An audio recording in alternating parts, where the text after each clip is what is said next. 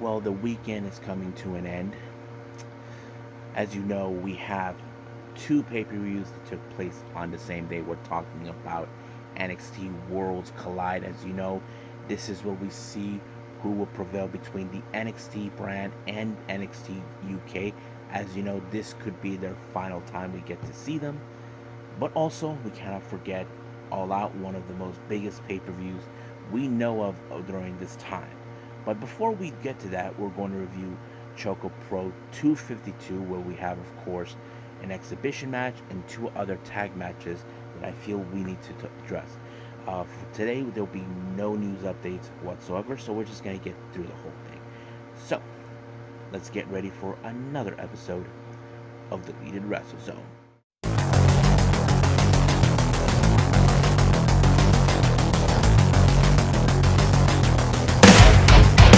Are you ready? Get up, get up! Get up, get up! Get up, get up! Get up, get up! Get up, get up! Get up, get up!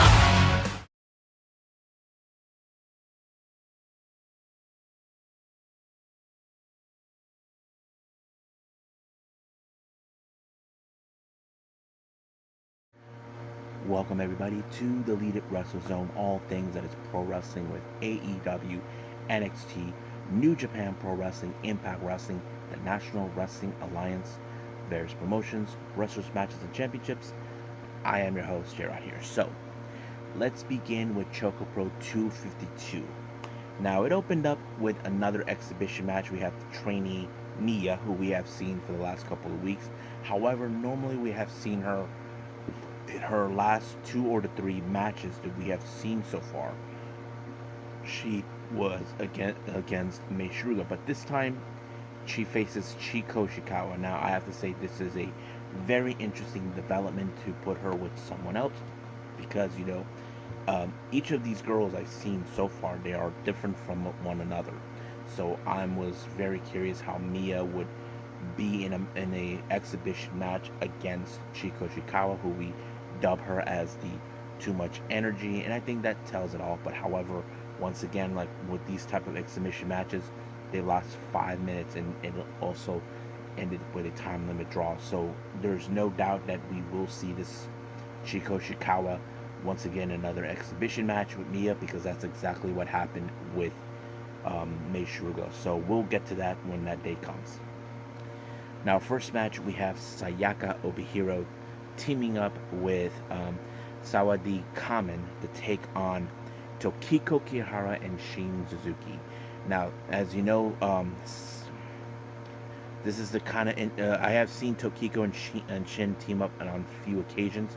Sayaka and Sawadi, I'm not 100% sure, but I have to say in this particular match, it showed a lot of more of improvement by Shin Suzuki.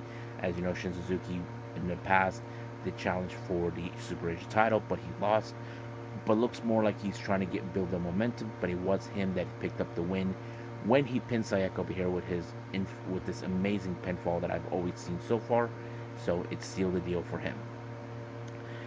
Our next match, we have another tag team. We got Yuna Mizumori teaming up with Hoshi Tango to take on Mei Shiruga and Masahiro Takanashi. Now, in the past, I have seen both Masahiro team up with either Yuna or Hoshi Tango on the past, but this was kind of interesting to see them pair up again. I don't remember if this is their third or fourth time they team up, but it was a different dynamic. But however, the only X factor in this particular match is Yuna and Hoshi Tango are two big individuals. Now, I'm not calling them fat by any means.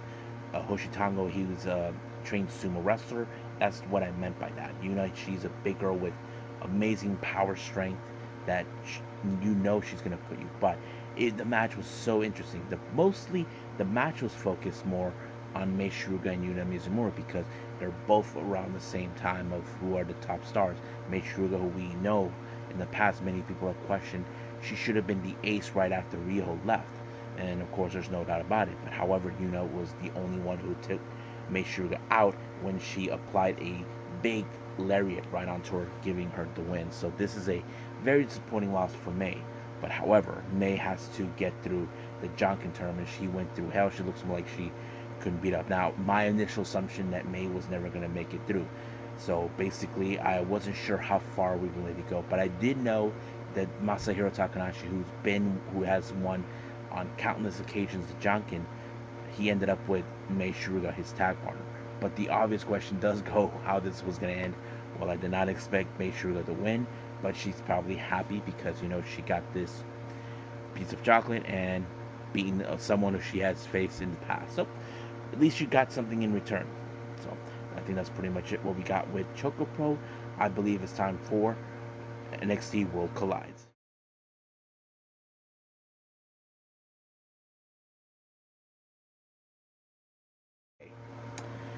WWE's NXT Worlds Collide. I have to say it was a very interesting development. It's been, since 2019 we've seen one. I did see this one before, and I thought it was a pretty good match because it showed, how both brands were.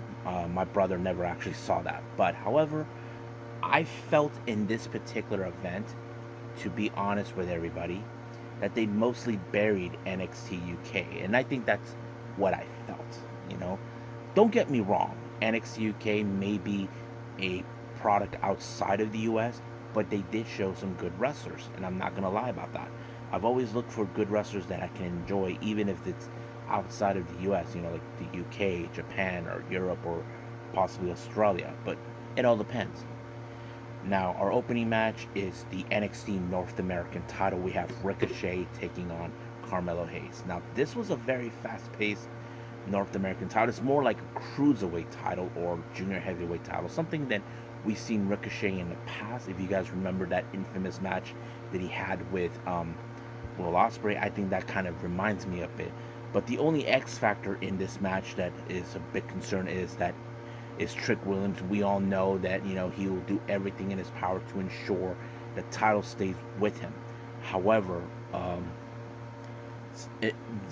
somehow Carmelo Hayes knows that none of his usual arsenal would be the only ideal to take out Ricochet. So basically he had to think outside the box, but he was able to apply a very interesting roll-up inside cradle and won in that fashion. Now, you probably could say that was a very smart move. Yes, because I'm sure they both studied their maneuvers.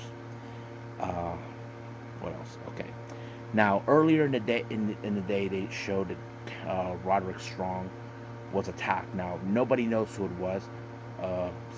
Diamond Mine seems like they're concerned, but right now they couldn't focus. They have to focus on their match because it was a four-way elimination match for the unification of the tag titles for NXT and NXT UK. So we have, of course, the Gallows Boys, Mark Coffey and Wolfgang, the current NXT UK, the NXT UK Tag Team Champions, Brooks Jensen and Josh Briggs, along with Fallon, Pretty Deadly, along with Lash Legend, and of course the NXT Champions, Diamond Mine, Julius and Brutus Creed. Now, this match was so chaotic in every way. Now, the only reason this is like a very important match is because if you look at Gallus and Pretty Deadly, they're disgusted the fact that you have a couple of Americans carrying titles that belong to the Brits, and I think that kind of tells us a story that they want those titles back. But having unification, that means a lot. But however, Brooks Jensen and Josh Briggs were eliminated from this match. I think it was Jensen who took the fall, got the fall, and that was it. And of course, and then later we jump in with Mark Coffey. He also was taken out. But however, this brings back deja vu. If you guys remember, when Pretty Deadly first debuted, they attacked the Diamond Mine in order to ensure. But however, things did not according to plan. Things were going chaotic from Jensen, Gallus, and they spread their fight all the way to the ring. It caused a bit of the confusion. But however, when the ref was knocked out because he was outside, we saw David Kemp gives the Creed brothers a help. But all of a sudden, he attacked them. He attacked Julius right in the back with the chair. Now, Pretty Deadly, they were surprised. They were shocked and surprised too. So they took the moment, and they became the NXT, the unified NXT tag team champions, even though they can claim that they're more prettier than them. But the obvious question does remain: how will the Creed brothers bounce back from this? But the obvious question does remain: was it Damon Kemp who attacked Roderick Strong? Who knows? Whatever this is happening, we will see it on Tuesday. Now, our next match is the unification of the NXT Women's and NXT UK Women's Title. We have, of course, Meiko Satomura, the final boss, who represents the NXT UK. Then we have, of course, Mandy Rose representing NXT.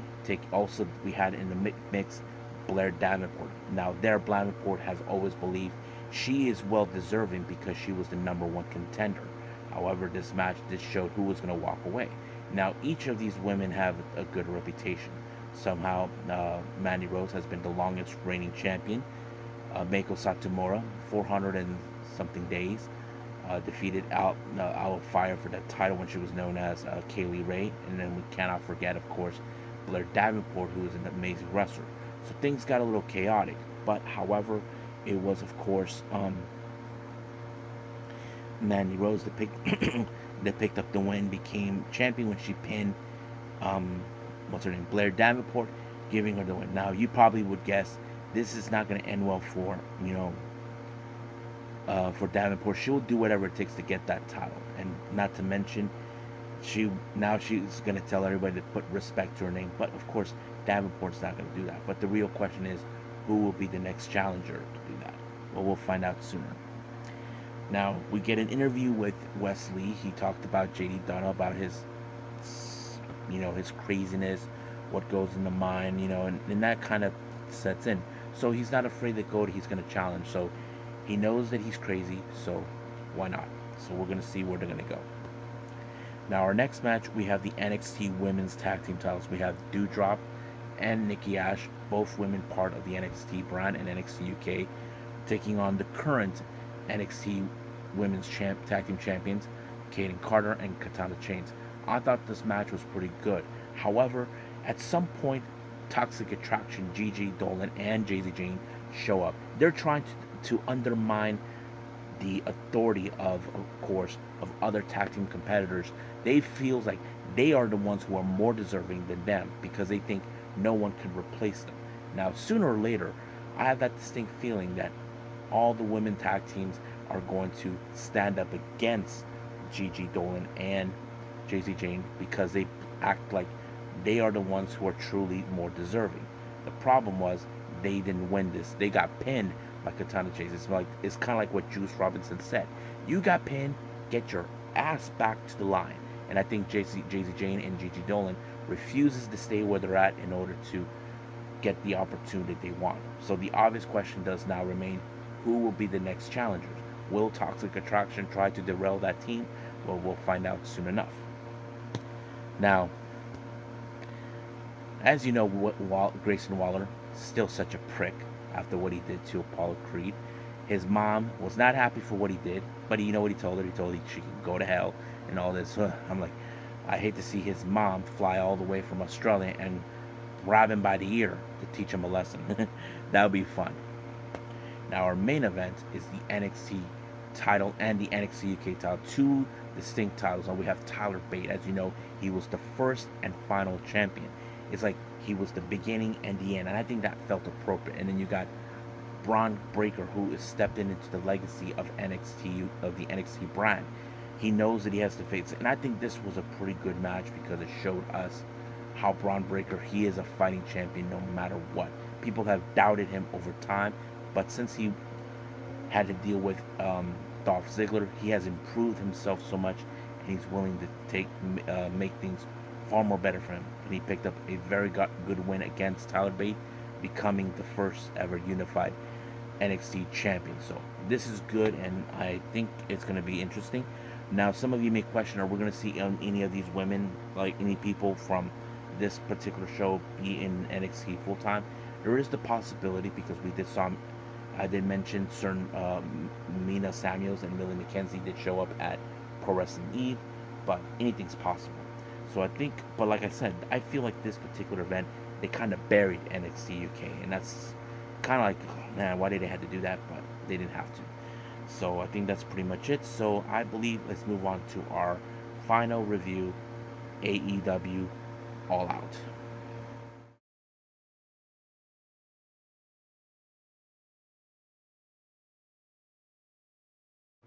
Okay, AEW All Out. Now I know what people are thinking about mixed reaction. Now, before we review the matches, let's talk about it a little bit here. Now, I feel in this particular event,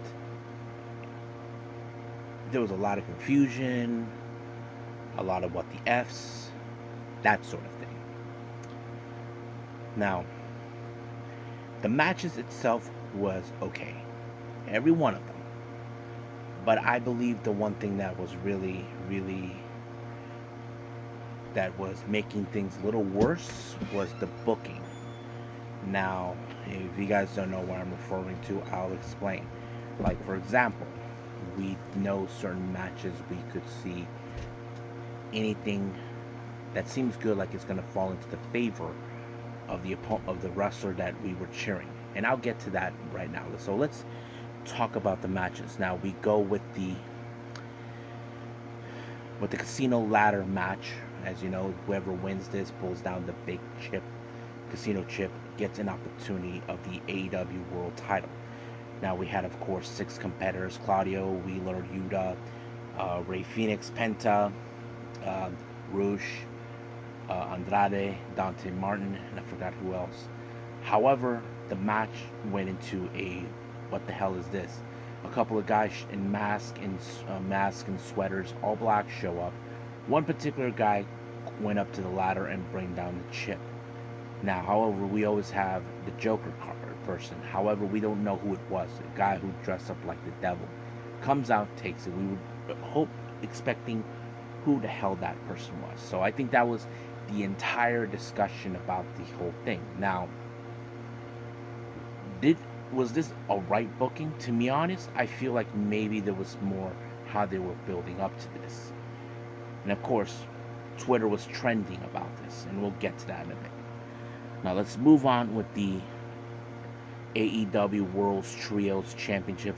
Who will be our first ones? We have, of course, the Dark Order, Ryan Reynolds, John Silver, and Hangman Adam Page versus the Elite, the Matt and Nick Jackson, the Young Bucks, and of course Kenny Omega. Now, this is one of those bookings that we know it could be good, because I feel that there was, to be honest with you, I feel like maybe the Elite should be winning this, because we have seen the Elite has won Trios Championships before. That includes, of course, the Ring of Honor 6-man tag team titles, and of course the never open weight 6-man titles that we've seen in New Japan. And I think that kind of puts it into a very interesting talk.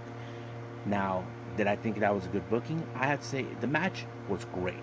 Now, I wasn't sure if that was the right call to use the Elite, having them win. I'm not 100% sure, but a part of me feels like maybe it was, because they have been legitimized as one of the most dominating subunits within Bullet Club. If you guys remember, the Elite were the most well talked about groups during that time, and I think that's what tells it. But we'll get to that. But the way this ended is where, of course, Hangman Adam Page took out John Silver by accident when he applied the buckshot lariat on Kenny, but Kenny ducked out of the way and took advantage of the down of John Silver, giving them the win. So they become the first ever World's Trios Champions. Now, our next match, we have the TBS Championship. We have Athena versus Jade Cargill. Now, this was a match where it tells, like, okay, Jade Cargill was too scared to face off. She had dealt people before, but of course, she always has the baddies watching her back. But of course, when the baddies try to get involved, we saw, of course, Layla Gray got herself taken out, then Kiera Hogan, and of course, Jade Cargill won by applying the Jaded. Now, the obvious question is, who will most likely be the one to dethrone her? Now, my brother kind of put out an opinion on this one when we talked. He said that he believes the person that most likely could be the one to dethrone Jade could be Chris Statlander. Seems logical in some ways, but we'll see about that. Now, our next match we have is trios action. We got the Motor City Machine Guns, Chris Sabin and Alex Shelley teaming up with Jay Lethal, being accompanied by Satnam Singh and Sanjay Dutt to take on FTR, Dax Harwood, and Cash Wheeler, and they're teaming up with their former Pinnacle buddy Wardlow. And I thought this match was pretty interesting because, as you know, Sanjay Dutt was dumb enough to insult Dax Harwood's kid. You know, he was so sadistic. But however, they were able to apply. Wardlow was able to apply the Powerbomb Symphony onto Jay Lethal, and of course, Sanjay Dutt and Satnam Singh had no other choice but to watch. Now, when the thing is, do we think that was the right call? I feel it is because it was telling the story about how Sanjay Dutt was a self-righteous bastard who insulted a man's child. But the one thing was funny is that Dax Harwood's daughter comes out, breaks his pencil, gets knocked out, and of course, Dax's daughter pinned Sanjay Dutt to teach him a lesson. So that, of course, is so funny that takes care of it. Now, our next match, we have Powerhouse Hobbs versus Ricky Starks. Now, we all can agree that Ricky Starks is a very talented wrestler. I mean, he's phenomenal. The first time I ever saw him was when he was in NWA Power, when NWA relaunched again under Billy Corgan's tutelage and his ownership. I felt that this could have gone a different way. I mean, look, I would have assumed it would have been Ricky Starks to win because I felt like he was the hero of the whole thing. Because he felt like, okay, Hobbs was my friend, I took care of him, and this is what he does, he betrays me. And I think that tells the story, but Powerhouse Hobbs is showing how dominant he is, showing Ricky Starks how stupid.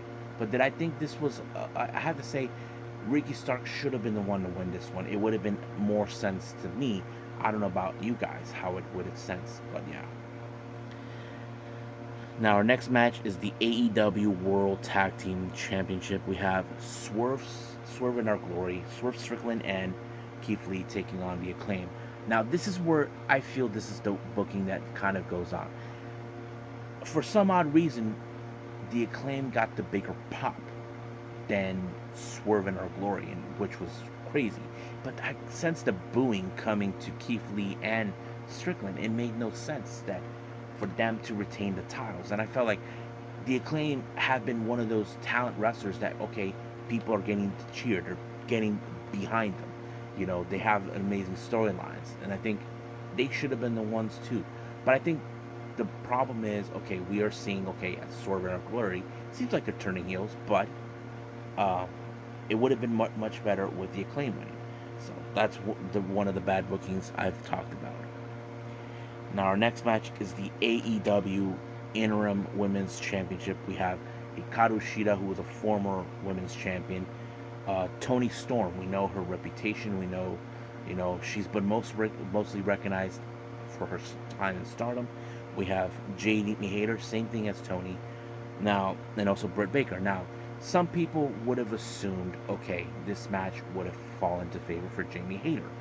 But however, I feel this match, I kind of thought, okay, this match will go into Toni Storm's. She picked up the win, and I felt, okay, I'm okay with it. Now, let me explain why I think it should go.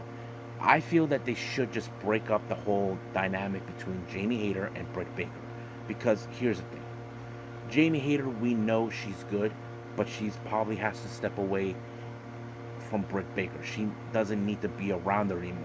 And I think that tells us they must have a feud between them. I mean, we were on that verge before, but that feud never took place. And I think that kind of fits in. So I'm okay with Toni Storm. And I know many fans probably would have preferred Jamie Hayter, but Toni Storm, I'm okay. But in order for Jamie Hayter to become the champion, she needs to step away from Britt Baker and go on her own and start a feud with her. And I think that tells us that should be the better storyline working. Now, our next match, I don't know why this match was short. Christian Cage versus Jungle Boy. Luchasaurus attacked Jungle Boy, and then, of course, handed over a baton beaten up Jungle Boy to Christian. He put him through a table. He got speared by Christian, and then he got the kill switch. 1, 2, 3. So I don't know what was the purpose of it, but apparently maybe because it was going too long and they had to cut it short. That's my obvious reason. I'm not 100% sure. Now our next match we have, of course, is Chris Jericho, the Lionheart, versus the American Dragon, Daniel, Bryan Danielson. I have to say it was a good match, and but there was no point for me, in my opinion, for Jericho to win. I mean, what was the purpose of this? That's how I think it was the whole thing. If you saw the match, Jericho low blowed Bryan Danielson in order to win the match, and when he applied the Judas effect. But it seems that Daniel Garcia was conflicted with the idea. I mean, look, he didn't need to low blow Danielson, but it turns out this Wednesday he will be facing against Wheeler Yuta for the ROH Pure Championship. But Jericho made an ultimatum saying he's not going to be there. So since he wasn't there during his celebration, he's on his own. Now our next match is the House of Black, Buddy Matthews, Brody King, and of course Malachi Black along with Julia to take on Miro, Darby Allin, and Sting. I thought this match was also crazy. It was pretty good because there was some good, interesting moments. Now, I think one of the most interesting moments is when Sting missed Malachi Black. And that kind of tells us, okay, we play fire with fire. So that kind of sets in, But the obvious question is, did we really need to see Sting, Darby, and Miro win? I'm not 100% sure about that. But as you know, there's been the talk about Malachi Black recently. So it would make a little sense about it, but we'll figure that out. But I thought it was a pretty good match. Now our main event is CM Punk versus Jon Moxley. I thought this match was pointless because, why did we needed that match from a couple of weeks ago? That made no absolute sense. Of course, when we saw that, CM Punk hurt himself and then he got accepted the contract a week later, that kind of goes like, what the hell is this? So, but I think there was probably some real interesting ideas what they were trying to do. But it took, I don't know how many times he'd go to sleep to take out Jon Moxley in order for him to regain the AEW World Title. However, as soon as we thought everything was done, we saw the devil himself, the winner of the Joker in the casino. It was MJF. Now, some of you probably saying that we're happy that he's back, but I think the idea what they're true, and I feel like it was proper because if you look at it, CM Punk was humiliated, MJF for the last time, and now it's like, okay, you got something that I want, and now I'm gonna take it. And I think he feels like this is appropriate for him to take something that he felt should have been his from the very beginning. And I think that tells that story. So we'll get into more on that coming up on Wednesday. So I think that's pretty much it right now with AEW All Out. Hope everybody understands that like I said, the matches were good, but the booking was terrible. So I think that's pretty much it on my part, what I'm going to say. So I believe it's time to call it a day. Well, I hope everybody enjoys this episode. To be honest with you, I haven't seen recently for the recent GCW events. That's my bad. This weekend has not been a good one for me. There were some complications. I'm not getting into the details, but I am determined to watch those as well. The good news is there was the New Japan Burning Spirit Tour Day 2 will not be watchable, but I did find out we are going to see Day 3, so that will be part of the following episode that I'm definitely going to watch. A lot of things that took place in Japan with some wrestling, especially 2 days of Stardom's more on the 5-star Grand Prix, but also the finals of the N1 victory by Pro Wrestling Noah. There's a lot of things that took place.